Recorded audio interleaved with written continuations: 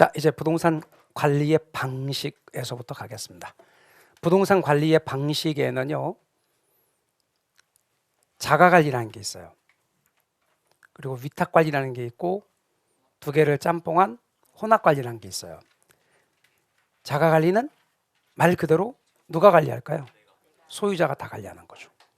그리고 위탁관리는 맡기는 거죠, 전문가한테. 그리고 과도기에 택하는 게 뭐가 있죠? 양자를 혼합한 혼합관리가 있죠. 자가관리와 똑같은 말이 있어요. 네, 소유자가 직접 관리하는 자치관리, 자영업할 때 자영관리, 직접관리, 이게 모두 같은 말이에요. 그래서 자가관리는 방금 제가 말씀드렸던 그런 표현들이 같은 말이고, 위탁관리는 전문가한테 맡기는 거예요. 그러니까 외주관리, 전문관리, 간접관리가 있고요. 그리고 혼합관리는 양자를 짬뽕한 거예요. 자, 자가관리와 똑같은 말 말해보세요. 자영관리, 자치관리, 직접관리. 위탁관리와 같은 말 말해보세요.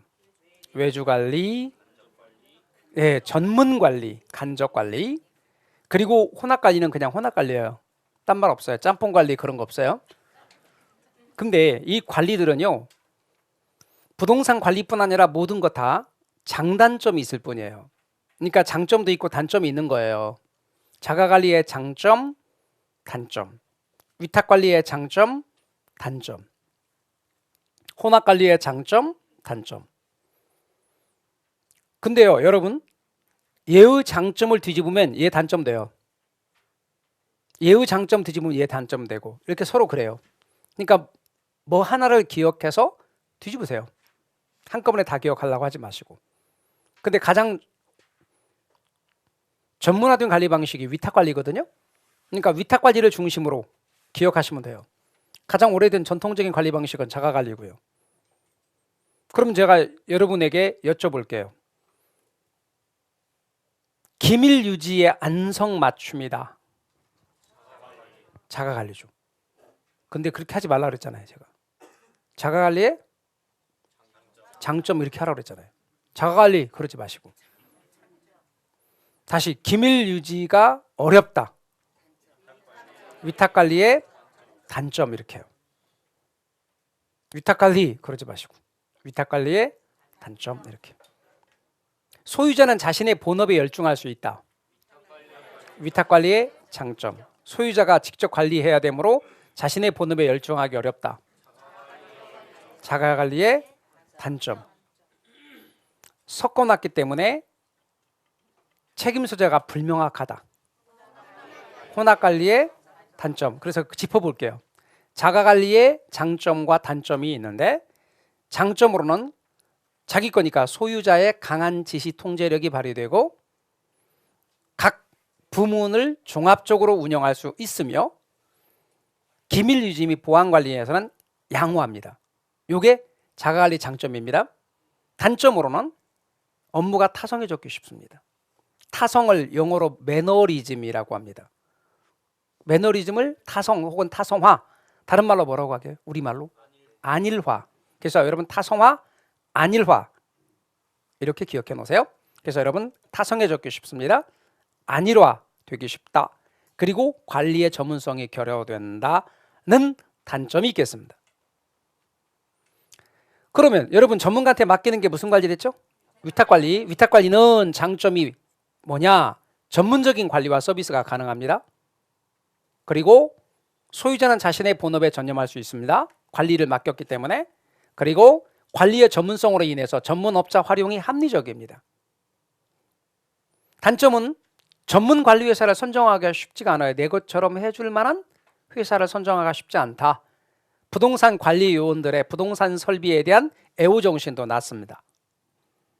기밀 유지 및 보안이 불안전합니다. 이것들은 단점으로 지적이 됩니다. 장점, 단점 같이 비교해서 알아두십시오. 주로 위탁관리를 중심으로 기억해서 이것의 장점을 뒤집으면 자가관리 단점 되고 이것의 단점 뒤집어주면 자가관리의 장점 되는 것 알아두시면 됩니다. 혼합관리는 짬뽕해 놓은 것입니다. 그러므로 강한 지도력을 계속 확보하고 위탁관리의 편리도 이용할 수 있습니다. 그리고 부득이한 업무만을 위탁합니다. 주로 기술적인 분야를 위탁을 하죠. 단점은 책임 소재가 불명확합니다. 그래서 전문업자를 충분하게 활용하기가 어렵습니다. 또한 운영이 악화되면 단점만 나타날 수도 있는 겁니다. 두 방식에. 그래서 혼합관리가 갖고 있는 특징도 알아두시면 됩니다. 따로 공부할 이유는 없어요. 의미만 잘 아시면 장단점 파악이 되게 쉬워집니다. 그 다음 임대차 유형으로 임대료를 결정하는 방법 세 가지는 총임대차, 순임대차, 비율임대차가 있습니다. 먼저 총임대차입니다. 내용인즉슨 이렇습니다. 임대인이 임차인한테 임대료를 받아요. 근데 그 임대료 안에는 내야 될 만약에 세금이라면 세금, 혹은 보험료도 필요하다면 보험료, 혹은 유지수선비, 이게 한꺼번에 다 포함되어 있는 겁니다. 따로따로 받는 게 아니에요. 보험료 따로 받고 세금 따로 받고 보험료 따로 받고 유지수선비 따로 받는 게 아니라 모두 포함되어 있습니다. 주거용 부동산에 보통 저렇게 합니다. 임대인이 임차인한테 임대료 받고 필요하면 거기서 세금도 내고 보험료도 만약에 든다면 보험이 있다면 보험료도 내고 필요하면 유지수선비도 지출하고 그렇습니다. 그게 바로 뭐라고요? 총임대차. 반면에 순임대차는 공업용 부동산에 적용하는데 1차, 2차, 3차 순임대차로 구분하면서 따로따로 구분이 됩니다. 그러면 1차 순임대차란 최소한의 편익시설 비용, 이렇게 순수한 임대료의 편익시설 비용 더하기 세금까지를 1차 순임대차라고 합니다. 2차 순임대차는 1차 순임대차에다가 보험료까지를 더한 것입니다. 3차 순임대차는 2차 순임대차에 유지수선비까지 더해지는 것입니다. 이게 생각보다 그리 많이 중요하지는 않습니다. 그러니까 여러분이 기억할 때는 그냥 글자 수가 많아지는 대로 기억해 주시기 바랍니다. 2글자, 3글자, 5글자. 그래서 이렇게 글자 수가 많아지는 대로 기억하시면 됩니다. 그런데 간혹 가다가 거기에 좀 딴지 거시는 분이 있습니다. 부동산 세금 5글자네 뭐 이렇게 하시는 분이 있습니다. 그러면 얘는 부동산 보험료입니다. 그런 식으로 하면 얘는 부동산 유지수선비입니다. 그러니까 마음을 곱게 쓰시고 2글자, 3글자, 5글자 그렇게 글자 수가 많아지는 대로 기억하면 됩니다. 많이 안 중요하다고 말씀드렸습니다. 그런데 조금 중요한 게 있습니다. 비율임대차입니다. 비율임대차는 매장용 부동산, 말하자면 상업용 부동산에 흔히 적용합니다. 이건 임차인의 총 수입의 일정 비율을 임대료로 지불하는 방식입니다. 임차인의 총 수입의 일정 비율을 임대료로 지불하는 방식으로 기본 임대료에 추가 임대료를 받는 방식이죠. 예를 들어서 매장 수입 2천만 원까지는 매장 수입 2천만 원까지는 무조건 월 임대료를 100만 원으로 한다. 이게 기본 임대료입니다. 그리고 매장 수입이 넘어서는 이것을 초과하는 부분에 대해서는 5% 임대료를 추가로 더 받기로 한다. 그러면 이번 달에 매출은 1,000만 원 더 초과돼서 총 3천만 원이 나왔다고 가정합시다. 그러면 1,000만 원의 5%면 얼마예요? 5%가 0.5예요, 0.05예요? 자, 그럼 1,000만 원에 0.05로 곱하는 거예요. 얼마요? 50만 원이에요. 그러면 이번 달 임대료는 얼마가 나오는 거예요? 150만 원이 되는 거예요. 기본에 추가하는 거예요. 그게 비율임대차예요. 그런데 초과분이 2천만 원이라고 가정합시다. 매장 수입 4천만 원이야. 그러면 이것의 5% 그럼 얼마예요? 100만 원이 돼요. 그러면 100만 원에 추가 임대료 100만 원 더해서 200만 원이 임대료가 되는 거예요.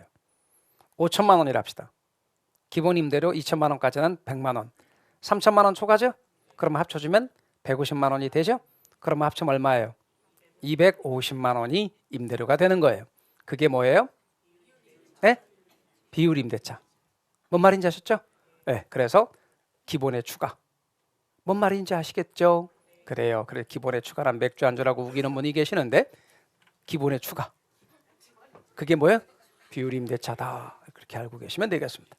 그래서 총임대차, 순임대차, 비율임대차 이렇게 하고요. 이걸 단위를 억대로 옮겨주면 시험 문제로 바뀐다. 그렇게 알고 계시면 돼요. 계산도 되게 쉽습니다.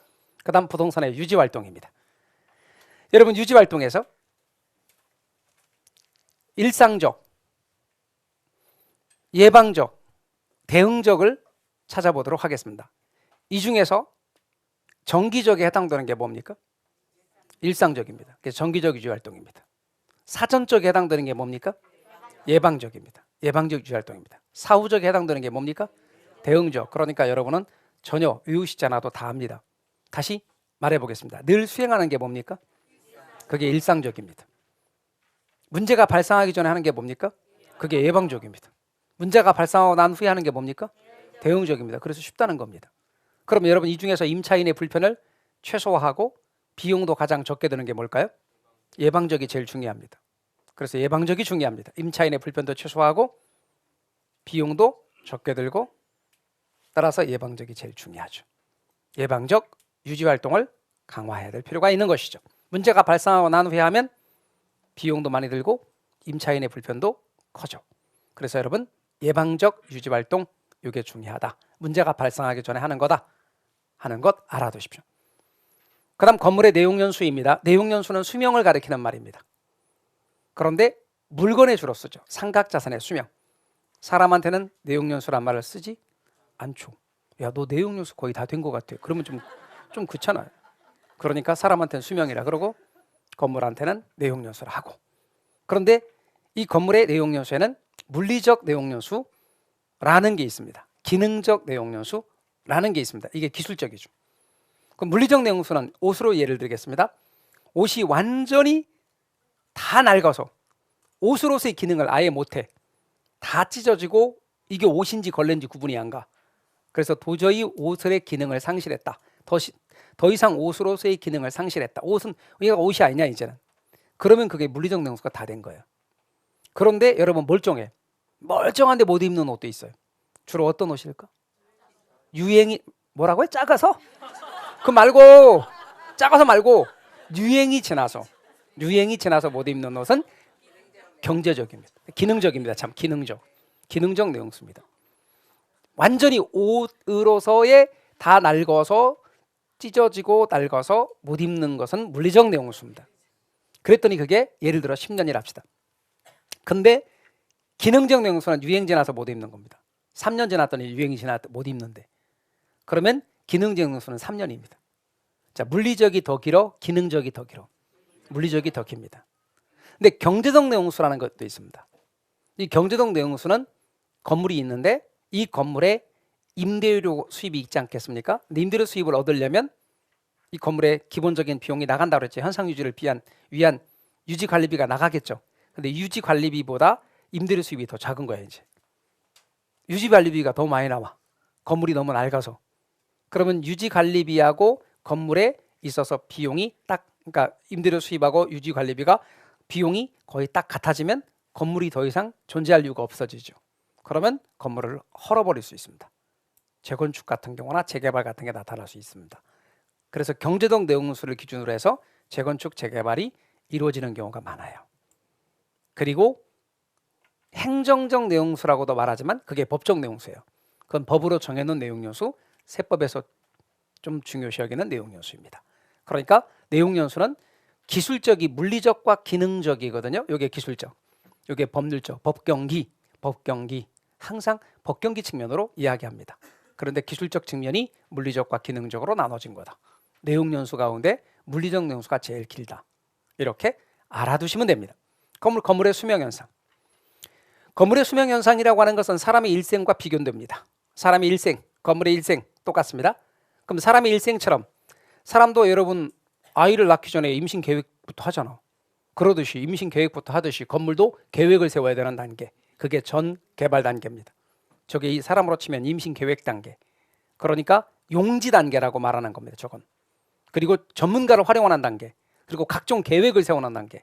건축 계획, 도시 계획, 건축 계획 이외에 건축 후 또 뭐 관리 계획 이런 계획을 세우는 단계가 전개발 단계입니다. 그리고 이제 건물이 완성된 단계가 신축 단계입니다. 사람으로 치면 신생아 단계입니다. 신축 단계입니다. 그리고 사람으로 치면 이제 자라서 성인 이후에 장년 단계. 그게 바로 건물로는 안정 단계입니다. 안정 단계. 사람으로 치면 노년 단계, 노후 단계. 이 노년 단계가 건물로는 노후 단계입니다. 사람의 노년 단계. 근데 사람에는 없지만 건물에만 있습니다. 건물은 물건이기 때문에 헐고 다시 짓거든요. 사람은 이제 끝나는 거지만 다시 또 어린이로 갑니까? 아니잖아요. 그죠? 다시 태어나는 건 아니니까 사람은 없지만 건물에는 있는, 그래서 모든 일이 전개발 단계를 향해 진행되는 완전 폐물 단계가 있습니다. 그래서 전, 신, 안, 노, 폐, 완 그러면 폐물 단계가 의미 안 사니까 폐, 완, 전신안노폐 그럴 겁니다. 그러니까 앞으로 건물의 일생은 전신안노폐의 수명을 거칩니다. 전, 신, 안, 노, 폐 이렇게 건물의 일생입니다. 아시겠죠? 에듀윌 유료 회원만의 특별한 서비스.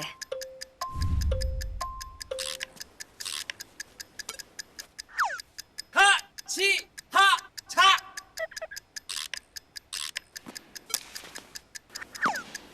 하치하차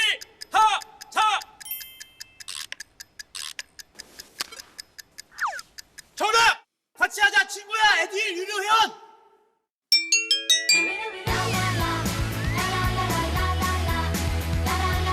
친구 소개하고 현금 받는 혜택.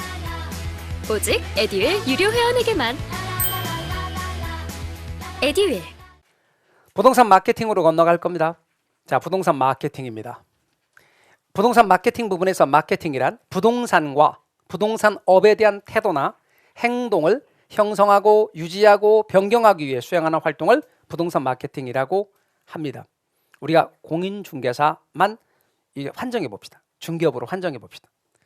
과거에 공인중개사 이전 시절, 복덕방 시절 한번 생각해 보십시오. 복덕방 시절, 과거로. 연세가 좀 있으신 분들은 다 아시죠. 쌀가게하고 같이 하던 시절, 담배가게하고 같이 하던 시절, 그죠? 동네 어른들 다 모여가지고 거기서 담배 피면서 모포 깔아놓고 화투 치는 그런 복덕방. 있는 얘기를 지금 경험한 걸 그대로 제가 말하고 있는 중입니다. 그리고 참 불친절했죠. 정말 불친절했습니다. 저희 경험입니다. 저 어렸을 때 어머니하고 집 보러 갔는데 제가 고등학교 한 1학년쯤 됐을 겁니다. 어머니하고 이제 집 보러 갔는데 이사를 가야 되기 때문에 그걸 가야 될 상황이어서 같이 갔습니다. 그 이제 이 격자무늬로 되어 있는 나무 격자무늬로 되어 있는 위는 격자무늬고 밑에 부분은 판자로 되어 있는 그런 문을 열었습니다. 지금도 그 소리가 들리는 것 같습니다. 드르륵 하고 열립니다. 그 안에 잠배 연기가 자욱하고 아까 말한 모프. 그럴 때 어느 어른이 그렇게 말했습니다. 아마 주인인 듯 보이는 사람입니다. 왜? 왜 왔어? 이렇게 반말을 합니다. 저희 어머니한테. 아마 제가 고등학교 1학년이었으니까 어머니가 40대 이상, 근데 보통 40대 이상 되는 부인한테 보통 요즘에 반말 안 하죠. 옛날에는 반말했습니다. 왜? 왜 왔어? 그렇게 아저씨들 담배 연기 자욱한 거에 있어서. 그러니까 그냥 어머니가 그냥 가자 그러더라고. 그래서 아무 말도 안 하고 인사하고 그냥 가더라고요. 뭐라고 하는 소리 들었는데 되게 기분이 나빴습니다. 그때 되게 왜 우리 어머니한테 반말하지? 그것도 반말로, 그것도 뭐 이렇게 막 쌀쌀맞게 반말로 보자마자 왜 왔어? 이게 지금도 들리는 하거든요. 그게 제가 제일 처음 인상, 그 중개업을 접하는 사람들에 대한 인상입니다. 그게 남아 있어. 근데 언제부터 공인중개사에 대한 이미지가 좋아지기 시작했다? 우리 일반인들한테 이제 공인중개사 시험 제도가 만들어지고, 그다음에 대거 30대 젊은 여성들이 공인중개사 자격증을 따고 일을 시작하는 겁니다. 그리고 이제 공인중개사 사무실이 이제 정말 그야말로 일하는 공간입니다. 그러니까 모여서 사투 치는 데가 아니고 일하는 공간. 정장을 입고 출근을 하고 또 손님을 모시고 브리핑을 하고 이러면서 이제 일반인들의 인식들이 되게 좋아졌다는 거 아닙니까? 이 협회의 자체 분석에 의하면 실제로 그렇습니다. 농담 아니고. 그리고 시험들이 이제 어려워지고 전문적인 일들을 함에 따라서 요즘에 젊은 사람들은 얼마나 일 잘하는지 아십니까?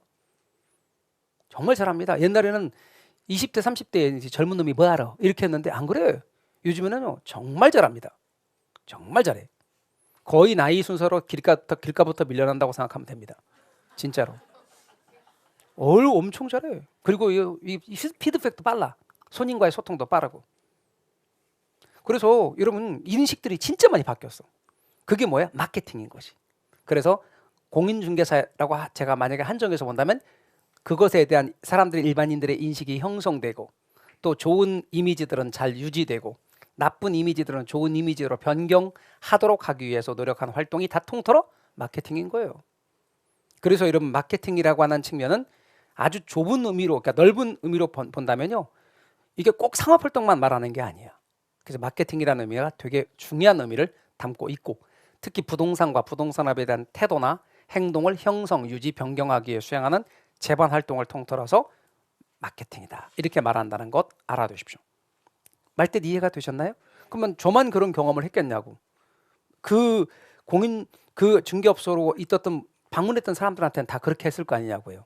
그러면 그 사람들에 대한 이미지가 별로 다 안 좋았겠지. 그런데 어느 순간부터 점점 일반인들의 인식들이 바뀌게 됐다라고 하는 것이죠. 자, 그다음 마케팅의 전략입니다. 여러분, 부동산 마케팅의 전략은 제일 첫 번째는 공급자가 시장을 점유하기 위한 마케팅으로서 시장 점유 마케팅입니다. 공급자가 누가? 공급자를 다른 말로 판매자, 공급자 혹은 판매자, 또 다른 말로 생산자가 시장을 점유하기 위한 마케팅의 전략, 그게 뭐라고요? 시장 점유 마케팅입니다. 그럼 누구 위주의 마케팅일까? 저는 공급자 위주 마케팅, 판매자 위주 마케팅, 생산자 위주의 마케팅 시절입니다. 반성하기 시작합니다. 그러면서 이제 고객 입장에서 보자. 구매자, 소비자 입장에서 보자. 이제 구매자가 소비자고 고객입니다. 이 고객과 눈높이를 마련하고 눈높이 입장에서 또는 심리적인 접점을 마련하고 고객 입장에서 접근하자는 마케팅이 등장합니다. 그게 고객 점유 마케팅입니다. 다시 한번요. 공급자가 시장을 점유하기 위한 마케팅이 뭐라고? 시장 점유 마케팅. 그리고 고객의 입장에서 접근하자는 마케팅이 뭐고? 고객 점유 마케팅. 그런데 이런 마케팅들이 일회성 마케팅이었다는 데 대한 반성으로 공급자와 소비자, 생산자와 또는 소비자, 혹은 판매자와 구매자, 또는 공급자와 아까 고객 간의 장기적이고 지속적인 관계 유지를 강조하는 마케팅이 등장합니다. 관계 유지를 강조하는 마케팅이 등장해요. 그게 관계 마케팅입니다. 이게 마케팅의 흐름이고 순서입니다. 말씀드린 것처럼 얘는 누구 위주 마케팅? 공급자 또는 판매자 위주 마케팅. 얘는 누구 위주 마케팅? 예, 고객, 구매자 위주의 마케팅. 그리고 얘는 지속적인 관계 유지를 강조하는 거죠. 얘는 공급자가 시장을 점유하기 위한 마케팅이라고 말씀드렸어요. 부동산 공급자가 시장을 점유하기 위한 마케팅으로서 거기에는 STP 전략과 포피 믹스 전략이 등장합니다. STP 전략은 SP 할 때 STP가 영어요, 한글이요? 영어잖아. 여기서 영어가 나오기 시작합니다. 영어 좀 중요합니다. 그래서 여기는 영어를 기억하셔야 돼요. 그리고 STP는 반드시 순서야. 그래서 여러분, 이 순서가 있어요. 첫 번째 S가 뭔데? 세그멘테이션, 세분화예요. 두 번째 T는 뭔데? 타겟, 표적 시장 혹은 목표 시장이에요. 세 번째 P는 뭔데? 포지셔닝, 차별화예요. 영화를 기준으로 제가 예를 들을게요. 영화 제작자가 제일 먼저 영화 시장을 구분하는 거예요. 영화 시장을 구분하는 거예요. 영화를 좋아하는 사람들을 기준으로 해서 영화를, 어떤 영화 좋아하세요? 여러분 영화 좋아하세요? 좋아하시죠? 자, 일단 영화 가운데서 여러 가지 종류의 영화가 있죠. 드라마와 내지는 멜로 영화 같은 거 좋아하십니까? 자, 그런 영화도 있고, 또 액션 영화도 있죠. 그죠? 또 SF 같은 그런 영화도 있죠. 그죠? 공포 영화도 있죠. 공포 영화 좋아하세요? 안 좋아하세요? 저도 공포 영화는 별로 안 좋아해요. 어떤 분이 무서워서 그러냐고 그러던데, 무서워서 그래요. 근데 다른 영화들은 다 좋아합니다.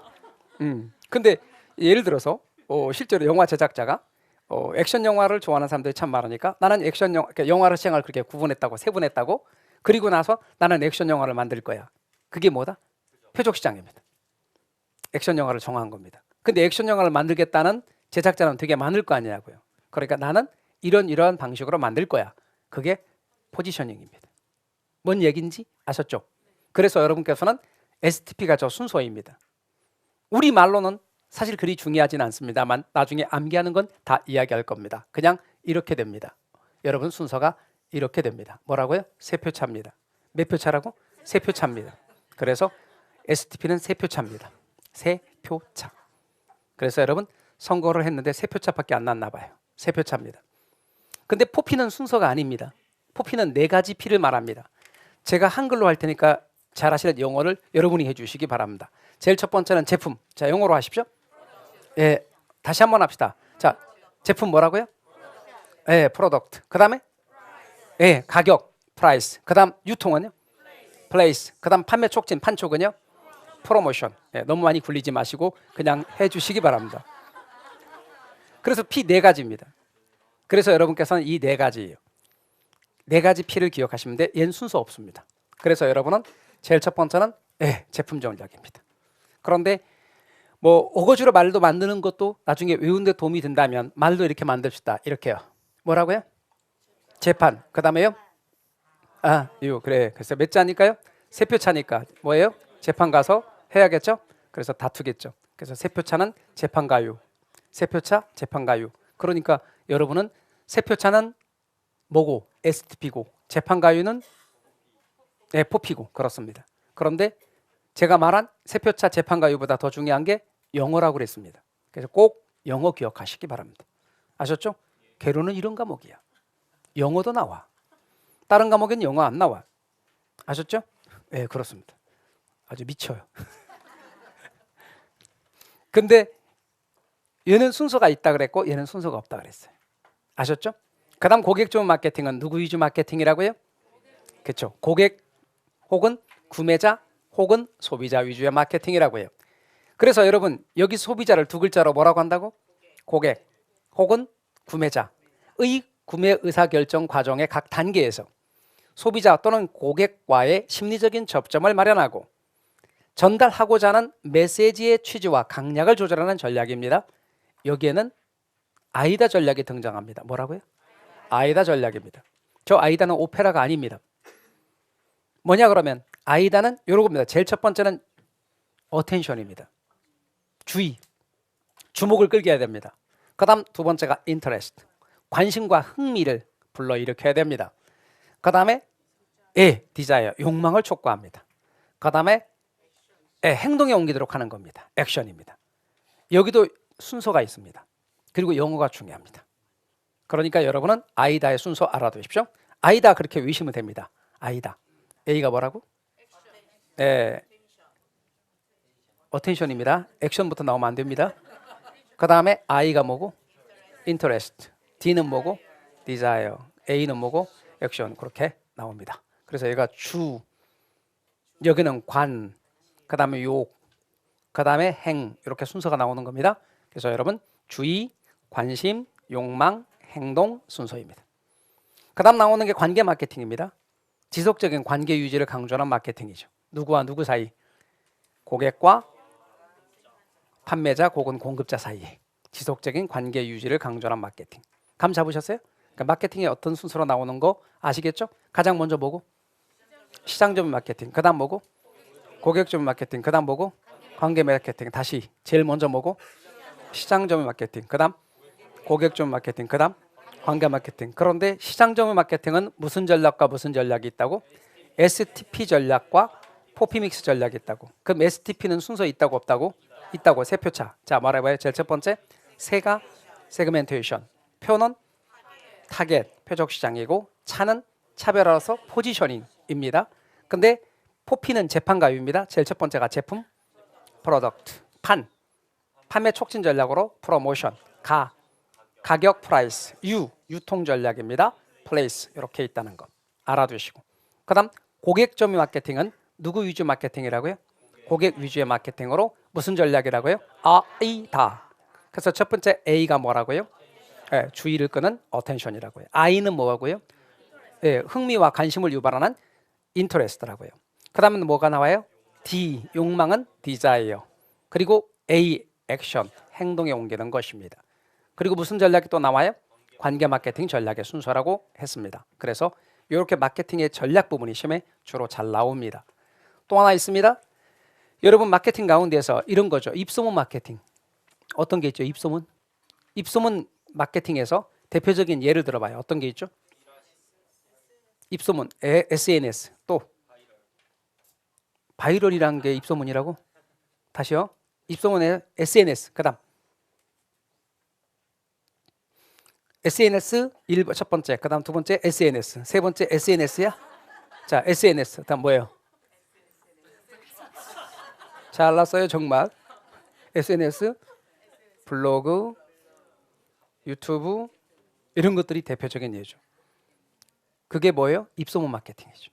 그런 걸 뭐라고 한다? 바이럴 마케팅이라 그래요. 그럼 바이럴의 요거는 뭐하고 관련이 있다? 바이러스하고 관련이 있어요. 바이러스하고. 바이러스 막 퍼져나가죠. 입소문으로 퍼져나가는 거예요. 이런 것들이 방금 말씀드린 것들이. 그러면 여러분 왜 음식 시키고 배달시킨 다음에 평점 같은 걸 주잖아요. 예? 별점 같은 거 주잖아요. 별 5개 이렇게. 그럼 이제 몇 점 몇 이렇게 평점이 나오잖아. 그것도 뭐야?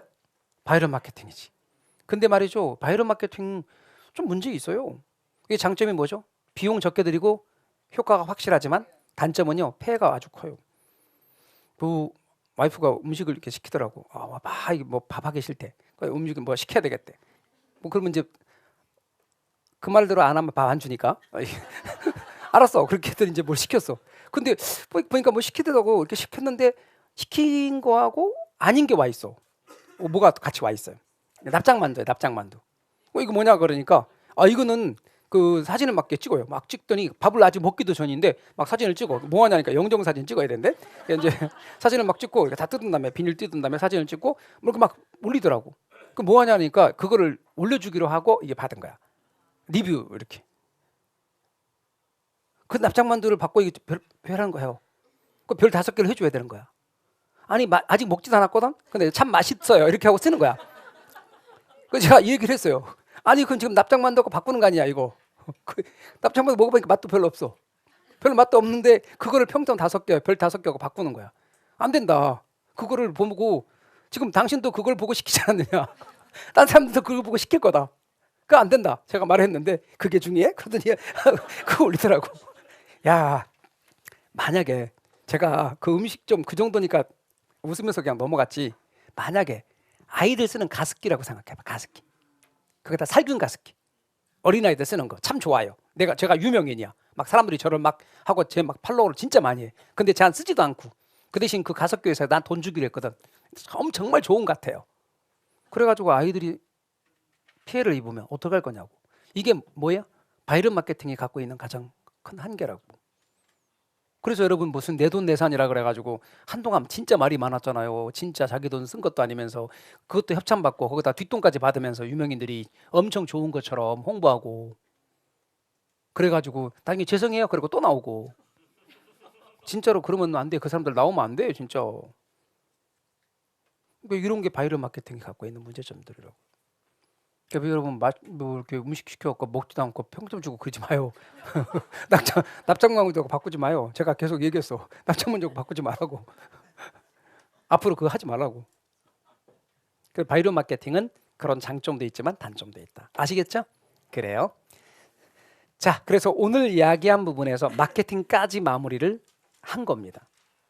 분량도 많지 않고 사실 우리가 진도상의 분량은 많은 것 같지만 그리 많지 않고 딱 기억할 것만 하시면 됩니다. 자, 핵심 정리입니다. 에듀윌 유료 회원만의 명품 자료 서비스.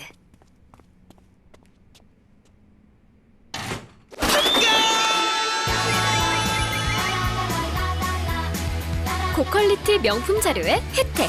오직 에듀윌 유료 회원에게만. 에듀윌. 핵심 정리로 들어갑니다. 갈까요? 자, 첫 번째는 금융에 관한 이야기를 하면서 주택저당 증권에 대해서 이야기를 했었죠. 제일 첫 번째는 MPTS. 그치, S로 끝나는 건 지분형인지 아시기 바랍니다. 아셨죠? 지분형입니다. MPTS. 지분형 증권으로서 지분형 주택저당 증권입니다. MPTS는 보십시오. T자 붙었네. 그럼 원리금 수취권과 주택저당 채권 집합물에 대한 소유권을 누구에게? T자 투자자. T자 나오면 투자자 그러셔요. 투자자에게 모두 매각하는 방식입니다. 그 다음 MBB입니다. MBB B자 나왔네? 예, B자 나옵니다. 그럼 원리금 수취권과 주택저당 채권 집합물에 대한 소유권을 누가? 발행자가 가집니다. 그러면서 주택저당 채권 집합물을 담보로 와요. 자신의 부채로 채권을 발행해서 자금을 조달하는 방식입니다. 그래서 채권형입니다. 그 다음 MPTB입니다. 세 번째 MPTB는 발행자가 주택저당 채권 집합물에 대한 소유권 발행자, 소발 가지면서 원리금 수취권은 누구한테 넘기는 겁니까? 투자자에게는 원리금 수취권을 넘기는 겁니다. 원리금 수취권은 투자자에게 넘어가는 거죠. 그래서 투자자에게 원리금 수취권 넘어간다. 요거는 지분형, 요거는 채권형. 두 가지를 합한 혼합형입니다. 요거는 지분형 성격입니다. 원리금 수취권 투자자에게 넘어가는 거. 그다음에 주택주당 채권 집합물에 대한 소유권 발행자가 갖는 건 채권형 성격입니다. 이 두 가지를 같이 가지고 있기 때문에 MPTB는 혼합형이다. 이렇게 말한 거죠. 4번의 CMO입니다. CMO는 주택주당 채권 집합물을 담보로 발행된 다계층의 채권입니다. 그래서 투자 대상을 다양화해서 투자자의 다양한 욕구를 충족하는 거죠. 어떤 건 만기가 짧고 이자율도 낮습니다. 어떤 건 만기가 길고 이자율도 높습니다. 어떤 건 만기가 중간이고 이자율도 중간입니다.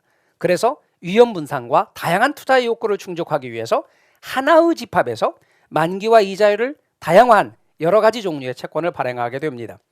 그래서 다계층의 채권입니다. CMO입니다. 투자자의 다양한 욕구를 충족하기 위해서 다양하게 발행하는 거죠. 그때 이 다양한 집합들에 의해서 발행된 CMO의 경우에 투자자들이 나중에 투자할 때 그 투자 대상에서 이자율이 다 달라. 만기가 짧은 놈은 이자율도 낮고 그만큼 위험도 적겠죠. 만기가 긴 놈은 이자율도 높고 그만큼 위험도도 같이 높아지겠죠. 이렇게 될 겁니다. 다양한 투자 대상을 투자의 다양한 투자자의 욕구를 충족하기 위해서 나온 것이 CMO입니다. 그다음 부동산 이용 및 개발로 건너갑니다. 일본의 토지 이용의 집약도. 토지 이용의 집약도란 토지 이용에 있어서 단위 면적당 투입되는 노동과 자본의 양을 말합니다. 그럼 분모는 단위 면적이고 분자는 투입되는 노동과 자본의 양이죠. 그걸 토지 이용의 집약도라고 말합니다. 두 번째, 동일한 산업 경영이라도 입지 조건이 더 양호한 경우에는 특별한 이익을 얻을 수 있는데 이를 입지잉여라 하죠. 입지 조건이 똑같은데 입지 조건이 모든 게 똑같은데 입지 조건이 더 양호해서 생기는 초과 수익, 그걸 뭐라고 한다? 입지잉여라 한다. 모든 것, 경영 능력, 음식 맛, 사무실의 규모 다 똑같습니다. 그런데 입지 조건이 더 좋아서 특별히 생기는 초과 수익을 입지잉여라고 불러요. 근데 기본적인 전제는 동일한 산업에서만 나타나는 거예요. 그 말이 무슨 말이냐면 같은 음식점끼리, 같은 핸드폰 가게끼리 비교하는 거예요. 입지 조건이 더 양호한 곳에는 식당, 그리고 안 좋은 곳에는 핸드폰 가게, 이렇게 비교하는 게 아니고 같은 업종끼리 비교하는 거예요. 그다음 세 번째, 직주분리의 원인으로는 도심의 집가 상승이나 도심의 환경이 악화됐거나 도심의 재개발로 말미암아 우리 집이 철거됐거나 교통의 발달 등으로 말미암아 외곽으로 나가게 되는, 직장을 도심에 두고 주거를 외곽으로 옮기는 직주분리의 원인이다.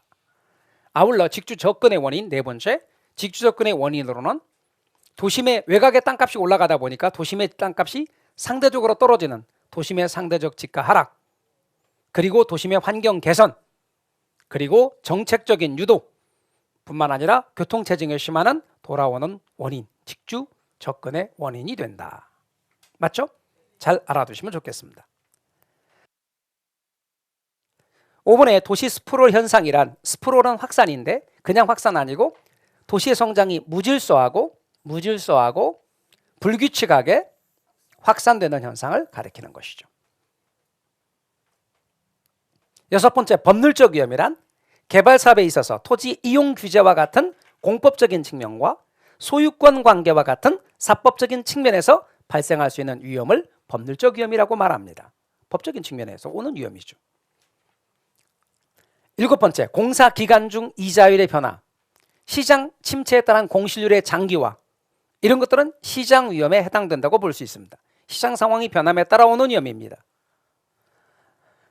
아울러 8번째는 비용 위험이란 개발의 기간이 예상보다 길어진다든지 예상하지 못한 인플레이션이 발생한다든지 하여서 비용 부담이 증가하는 위험을 비용 위험이라고 불러요. 9번째, 부동산 개발의 타당성 분석은 5단계를 거치는데 지, 시, 다, 투입니다. 지가 지역경제 분석입니다. 지역경제 분석은 대상 시장 지역의 인구나 고용이나 소득 등 모든 부동산 수요와 시장에 영향을 미치는 요인을 분석하고 확인 및 예측하는 작업을 통틀어 지역경제 분석이라고 말합니다. 아울러 시장 분석은 GCC 타투에서 시장 분석이란 특정 부동산에 대한 시장의 수요와 공급 상황을 분석하는 것을 말합니다. 수요와 공급 상황을 분석하는 것, 이게 시장 분석에 해당된다고 하겠습니다. 11에 보면은 시장성 분석은 향후 개발될 부동산이 현재나 미래의 시장 상황에서 매매되거나 임대될 수 있는지에 대한 경쟁력을 분석하는 것을 말합니다. 그래서 GCC입니다. 시장성이거든 이게. 그리고 12번째 흡수율 분석입니다. 이 흡수율 분석은 지난 한 해 동안 시장에 공급된 부동산이 얼마의 비율로 시장에서 흡수, 즉 매매나 임대되었는가를 분석하는 걸 말하는데, 이러한 흡수율 분석의 목적은 단순히 과거의 추세를 파악하는 것만이 아니라 이를 기초로 해서 미래 개발 사업의 미래 흡수를 파악하는 데 목적이 있는 겁니다. 정확합니다. 잘 알아두시면 좋겠습니다. 그 다음 개발권 양도제입니다. 개발권 양도제는 규제지역 토지 소유자의 재산상의 손실을 시장을 통해서 해결하고자 하는 제도, 이것이 개발권 양도제입니다. 요거 13번 이죠? 맞죠? 왜 이렇게 안 써줘? 그 다음 14번에 자체개발 사업의 사업 방식의 장점은 개발 사업의 이익이 모두 토지 소유자에게 귀속되고 사업 시행자의 의도대로 사업 추진이 가능하며 사업 시행의 속도도 빠르다는 것이다. 토지 소유자가 다 하는 거니까. 맞아요? 틀려요? 맞죠? 그래서 토지 소유자가 모두 하는 것, 그것이 바로 자체개발 사업입니다. 이익이 누구한테 간다고요? 토지 소유자에게 가요. 비용도 토지 소유자가 다 되는 거고, 그러니까 위험도 토지 소유자에게 집중되는 거죠. 위기관리 능력이 필요해요. 위기관리 능력이 필요하다고요. 그래서 그 다음 15의 지주 공동사업은 가장 큰 장점은 불확실하거나 위험도가 큰 부동산 개발 사업에 대한 위험을 토지 소유자와 개발업자 간에 분산할 수 있다는 장점이 있습니다. 토지 소유자는 토지를 대고 개발업자는 개발의 노하우를 대서 공동으로 사업을 하는 거죠. 그래서 지주 공동사업입니다. 16번입니다. 토지 신탁형은 토지 소유자로부터 형식적인 소유권을 이전받은 신탁회사가 토지를 개발, 관리, 처분해서 그 수익을 수익자에게 돌려주는 방식입니다. 그것이 토지 신탁 방식이죠. 토지 소유자로부터 형식적인 소유권을 이전받은 신탁회사가 토지를 개발, 관리, 처분해서 수익을 수익자에게 돌려주는 방식, 그리고 신탁자가 나오면 형식적인 소유권 이전이라는 말이 여기에 나와야죠. 그 다음 17회 컨소시엄 구성 방식입니다. 컨소시엄 구성 방식은 대규모 개발에 있어서, 개발 사업에 있어서 사업 자금의 조달 또는 상호 기술 보완 등의 필요에 의해서 법인 간의 컨소시엄을 구성해서 사업을 수행하는 방식, 이게 컨소시엄 구성 방식입니다. 18번에 경제 기반 이론은 어떤 지역의 기반 산업이 활성화되면 비기반 산업도 함께 활성화됨으로써 지역 경제의 성장과 발전이 유도된다는 이론입니다. 이때 잘 보세요. 기반 산업이 먼저예요? 비기반 산업이 먼저예요? 기반 산업이 활성화되면 비기반 산업도 같이 활성화됨으로써 지역 경제의 성장과 발전이 유도된다, 이런 뜻입니다. 부동산 관리 부분입니다. 부동산 관리란 부동산을 그 목적에 맞게 최유효 이용할 수 있도록 부동산에 나오는 단어 말해보세요. 유지, 보존, 개량, 운용. 그래서 이렇게 유지, 보존, 개량, 운용에 관한 일체 행위를 통틀어 관리라고 말합니다. 취득이나 처분, 이것은 관리가 아니라는 것도 알아두십시오. 두 번째, 시설 관리는 단순히 시설 사용자나 기업의 요구에 따라 각종 부동산 시설을 운영, 유지하는 형태의 소극적 관리가 바로 시설 관리입니다. 현 시설을 유지하기 위한 관리죠. 그것이 바로 시설 관리입니다. 세 번째, 자산 관리는 부동산 가치를 증진시킬 수 있는 방법들을 모색함으로써 부동산 소유자나 기업의 부를 극대화하려는 적극적인 관리를 자산 관리다, 이렇게 말하죠. 기업의 부를 극대화하려는 관리입니다. 그저 투자 리스크를 관리한다든지 포트폴리오 관리라든지 프로젝트 금융과 관련된다든가 아니면 부동산의 매입과 매각을 관리하는 것, 이런 것들은 자산관리에 들어갑니다. 네 번째, 자가관리 방식은 관리하는 각 부분을 종합적으로 운영할 수 있을 뿐만 아니라 기밀 유지에도 유리합니다. 소유자가 직접 관리하기 때문이죠. 반면에 위탁관리 방식은 전문가한테 맡기는 겁니다. 따라서 건물관리의 전문성을 통하여 노하우 최소화 및 효율적인 관리가 가능하여 대형 건물 관리에 유용하죠. 그래서 대형 건물 같은 경우는 위탁관리 방식을 쓸 수밖에 없어요. 전문적인 관리가 필요하니까요. 그 다음 6번의 혼합관리는 자가관리와 위탁관리 부분과의 책임 소재가 불명확하여 전문업자를 충분히 활용할 수 없다는 단점이 있습니다. 이게 혼합관리가 갖고 있는 단점. 그 다음 부동산 마케팅 부분입니다. 부동산 마케팅과 관련해서 마케팅의 전략은 첫 번째 시장 점유 마케팅 전략입니다. 공급자가 시장을 점유하게 한 마케팅 전략이 시장 점유 마케팅 전략인데 거기에 STP 전략은 세 표차라고 그랬죠. 제일 첫 번째는 시장 세분화입니다. 그 다음에 세분화가 세그멘테이션입니다. 그 다음 표적 시장이 타겟입니다. 차별화가 타겟입니다. 이거는 그다음에 차별화가 포지셔닝입니다. 그래서 세 표차 요 순서가 된다는 것 알아두십시오. STP입니다. 그렇게 여러분이 구분을 해 놓으시고 이거 순서 있다는 것 알아두십시오. STP 순서 그대로 하셔야 됩니다. 그래서 S가 뭐라고요? 세그멘테이션. 그 다음 T가 뭐라고요? 네, 타겟. P가 뭐고요? 포지셔닝. 그 다음 2번에 포피믹스 전략은 포피믹스는 순서 없습니다. 네 가지 P만 말하면 됩니다. 그래서 여러분 제일 첫 번째 J는 제품을 말합니다. 그게 뭐죠? 프로덕트. 그 다음에 판매 촉진 전략입니다. 재판, 판촉이 뭐죠? 프로모션. 가가 뭐죠? 프라이스. U는 유통 경로로서 플레이스. 그래서 여러분은 포피믹스는 재판 가유가 있습니다. 그래서 여러분은 그렇게 네 가지를 알아두십시오. 그 다음에 세 번째, 여기서 소비자를 두 글자로 바꾸면 고객입니다. 여기 고객이요. 그러면 소비자, 즉 얘가 고객입니다. 그리고 구매자입니다.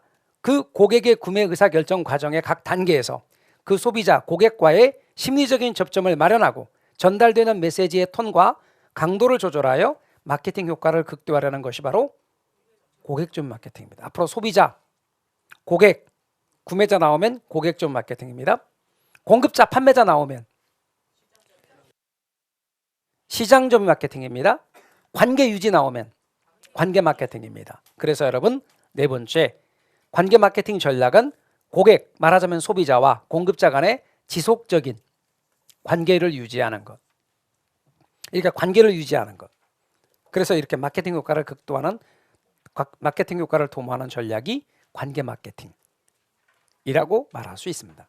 용어를 여러분이 잘 알아두시면 마케팅 부분은 정말 간단하고 몇 개만 쫙 기억하시면 시험 문제에 안 틀립니다. 아시겠죠? 그래서 오늘 우리가 다뤘던 내용들 여러분 신경 쓰셔서 차근차근 다뤄주셔야 됩니다. 강의를 이렇게 매번 마무리하면서 여러분들에게 드리고 싶은 말들이 있는데요. 공부를 할 때 보면은 간혹 가다가 내가 전년도에 공부했다. 내가 먼저 공부했다. 혹은 나는 부동산학과야. 경제학과야. 혹은 법학과야. 혹은 나는 지금 현업에서 그 일을 하고 있어. 이게 시험 공부에 그리 도움되는 것들이 아닙니다. 그래서 여러분 공부를 내가 한다는 것은 말이죠. 나를 낮춘다는 것입니다. 그래서 배운다는 것은 자기 자신을 낮추는 겁니다. 그래야 배울 수가 있습니다. 나중에 여러분 자격증 따시잖아요. 근데 자격증 따신 다음에 내가 말이야 그러잖아요. 그러면 배울 데가 없어.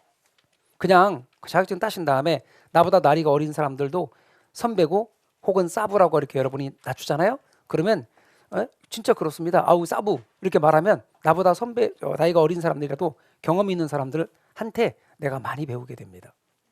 진짜 많이 가르쳐 줍니다. 그래서 배운다는 것은 나를 낮춘다는 것이죠. 그리고 가르친다는 것은 희망에 대해서 얘기하는 것입니다. 여러분 시험 때까지 겸손하게 배운다는 자세로 하시다 보면 하나씩 여러분의 것이 될 거고 나중에 그것은 시험 끝나고 나서도 현장에 나가서도 진짜 많이 써먹는 그런 내용이 되실 겁니다. 자, 오늘은 여기까지요. 다음 시간에는 감정평가론 부분 끝부분으로 들어가도록 하겠습니다. 수고하셨습니다.